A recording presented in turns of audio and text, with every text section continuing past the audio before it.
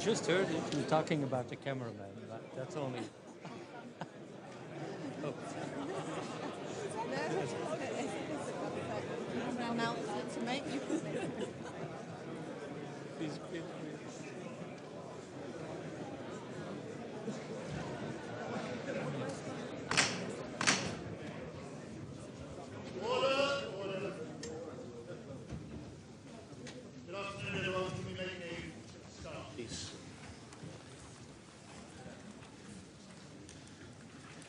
Good afternoon and welcome to the 33rd meeting of the Ukraine Defence Contact Group, and a very special welcome to Mikhailo here, Ukraine's new Defence Minister, to his first UDCG meeting. Mikhailo, this group is 50 nations strong, from the Euro-Atlantic to the Indo-Pacific, demonstrating that support for Ukraine, support for your country, stretches around the world. And colleagues, this month marks 4 years since Putin invaded Ukraine, a war he thought he'd win in a week, and Ukrainians, military and civilians alike, are fighting today with the same courage and determination that they did back in February 2022. Ukrainian forces have retaken territory, they've hit targets deep into Russia, and inflicted a huge casualty rate of 25-1 in some parts of the front line.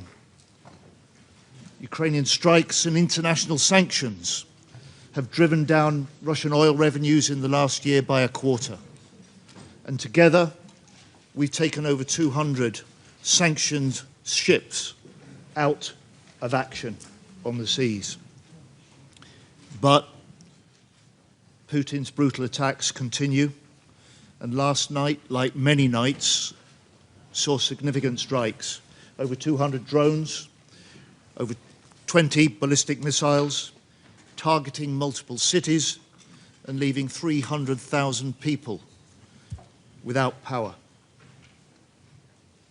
To be clear, these are war crimes, crimes against civilians and against a sovereign country. So we all welcome the progress the US is making to bring peace. But for now, the war continues. And Ukrainian defiance must be matched by our determination. And importantly, must be matched by big new commitments to Ukraine for 2026. Commitments here today must put maximum pressure on Putin. For the UK, we're spending the highest level of support ever on Ukraine. Today, I'm announcing a new £500 million package of urgent air defence support, President Zelensky's top priority. £150 million for Pearl, for air defence interceptors, £400 million for 1,000 lightweight multi-role missiles, and an extra 1,200 air defence missiles with partners from the Air Defence Consortium. The military support promised here today at the UDCG has a direct impact on the front line, a direct impact on the number of Ukrainian lives lost. But we need to dig deeper into our stockpiles and into our pockets. Nothing is off limits for Putin. He's killing Ukrainian children in their beds. He's destroying hospital wards. He's plunging entire cities into darkness and cold. Friends, in 2025, this UDCG collectively raised $45 billion of military aid for Ukraine. In 2026, we must do better. We must do more. We must push harder. We must raise our ambitions. And make no mistake, Putin is watching what we do today. Let him show that we are more united, more determined than ever to stand with Ukraine. Thank you. I'll now hand over to Boris Pistorius, my good friend and co-chair of the UDCG. Thank you, John, my friend, and Mikhailo, welcome to the UDCG. I stopped counting my UDCGs after a dozen or something like that. So I hope we don't need another dozen. Anyway, it's on. It's on. John, Mark, my friends, today's meeting takes place at a crucial point in time. Ukraine is going through the hardest winter since the beginning of Russia's full-scale invasion.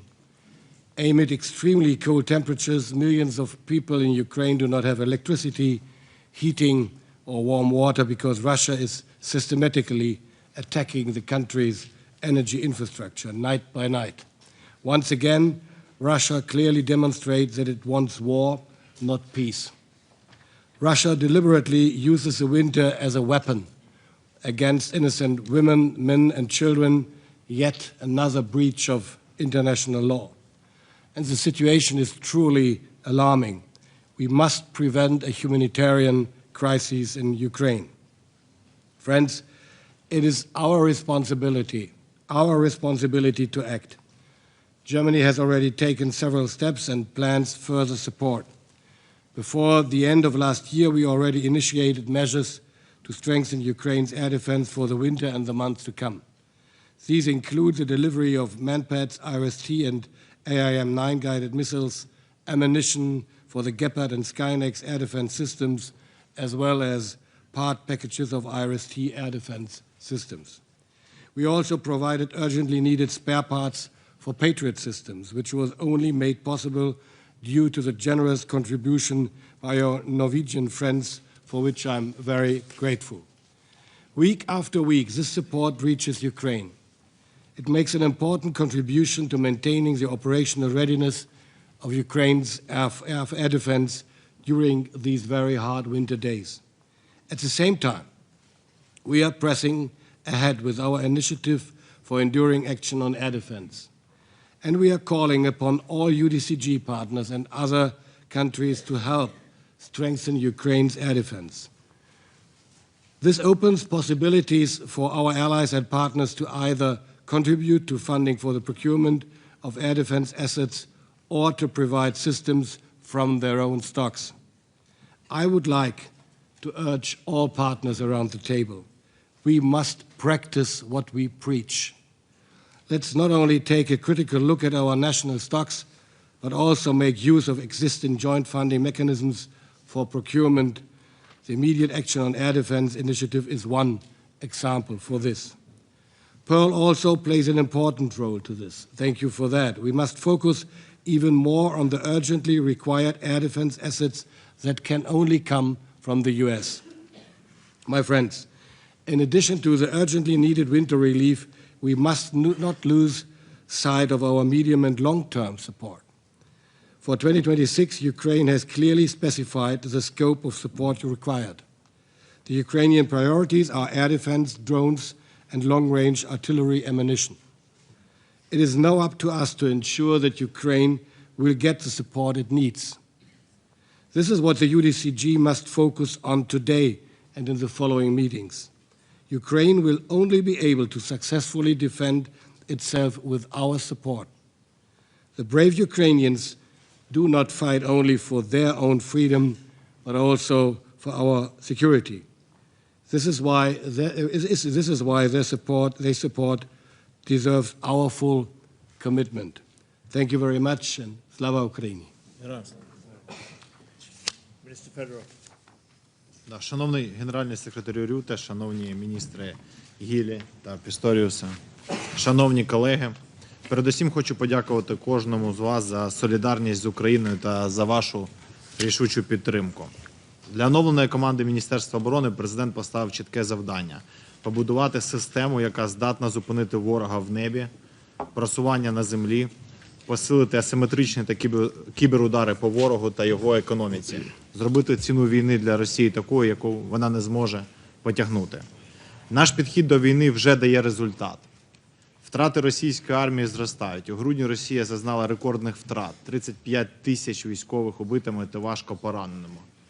Усі ці втрати верифіковані та мають відеопідтвердження. Наша стратегічна мета – щонайменше 50 тисяч підтверджених втрат ворога щомісяця. Росія не може досягти перемоги на полі бою, тому веде війну проти цивільного населення та критичної інфраструктури. Сьогодні Росія здійснила одну з найбільших балістичних атак на Україну. Було запущено більше 20 балістичних ракет. Найефективніший засіб протидії балістиці – це ракети ПАК-3 до систем «Петріот». Нам критично потрібні засоби для перехоплення балістики, адже Росія хоче знищити нашу критичну інфраструктуру цієї зими. Закликаю партнерів терміново передати Україні пакети ракети ПАК-3 зі своїх складів та для захисту нашої енергетики взимку. Також закликаю партнерів збільшити внески у програму PEARL, що добре працює і через яку ми також отримаємо ПАК-3 та інші критичні ракети. Захист неба – це ключовий пріоритет для України. Ще один виклик для нас у цьому домені – дальні дрони. Цього року ми покращимо систему протидії шахедам і захистимо наші міста. Вже здійснено організаційні зміни у сфері протиповітряної оборони. Ухвалені ключові кадрові рішення, запущено створення багаторівневої системи малої ППО та перехоплювачів. Сьогодні народ України прагне миру, як ніхто інший. Дипломатична команда на чолі з президентом Зеленським працює над цим щодня. Дякуємо Сполученим Штатам Америки, Європейському Союзу та партнерам, які нам допомагають. Єдиний, хто не хоче миру – це Росія. Тому паралельно нам треба посилювати нашу оборону, щоб змусити ворога до миру. На засіданні я презентую наше бачення та конкретні цілі у сфері оборони на цей рік. Представлю конкретні проекти, над якими ми вже працюємо разом з партнерами, на які будемо залучати фінансування. Серед них фінансування дронів та ракет українського виробництва, а також створення дрона-штурмових підрозділів. Наші партнери оголосять нові внески в оборону України. Це надзвичайно важливо для підтримки наших військових, забезпечення дронами, боєприпасами, засобами ППО. Ми прийшли не лише з потребами, а з рішеннями, досвідом, даними та чітким планом. Ми розуміємо, що можемо дати НАТО дані та оборонні рішення. Україна готова робити свій внесок у нашу спільну безпеку. Також звертаємося до всіх партнерів з проханням посилювати санкційний тиск на Росію. Важливо обмежувати діяльність російського тіньового флоту, зупинити всі російські танкери по всьому світу. Тільки так ворог не зможе більше потягнути цю війну. Рішення, які ухвалюються тут, мають значення. Вони визначають, чи будуть захищені українські міста, чи виживуть цивільні, чи стане мир ближчим або віддалиться. Будьмо гнучкими, будьмо креативними, технологічними, будьмо рішучими. Дякую всім за підтримку.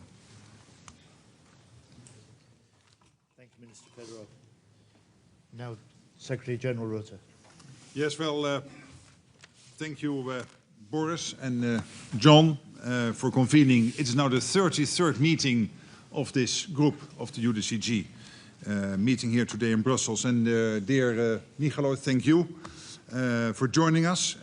Yours is the most important voice at this table.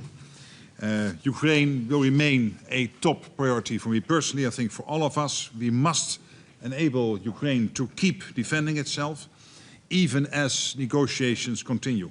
And this group, the UDCG, is the backbone of our support to Ukraine. So we have to use this forum to improve the quality, the quantity, but let me also say the speed, next to quality and quantity, the speed of our assistance. Ukraine's extensive defense needs come on top of significant requirements for concurrent recovery and reconstruction. And it will persist into the mid and long term. This will not end soon. Even if the fighting stops tomorrow, Ukraine will need our assistance in building a strong, modern and well-equipped armed forces, because that in the end is the best deterrent against a repeated invasion by Russia. Of course, security guarantees on top of that, but your own armed forces will be the first and best deterrent against a repeated invasion or a repeat of Budapest 1994 or Minsk. And this is, dear colleagues, why our support to Ukraine has to be more sustainable. It has to come on a more sustainable and a more coherent footing. And we need more burden sharing. I mean, I cannot make that point enough. It is really important that the burden sharing will improve.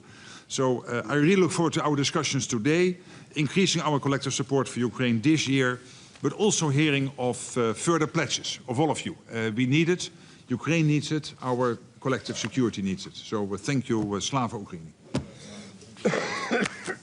Thank you, Mark. Can I thank our friends in the media for attending this session, and on that note, invite you to leave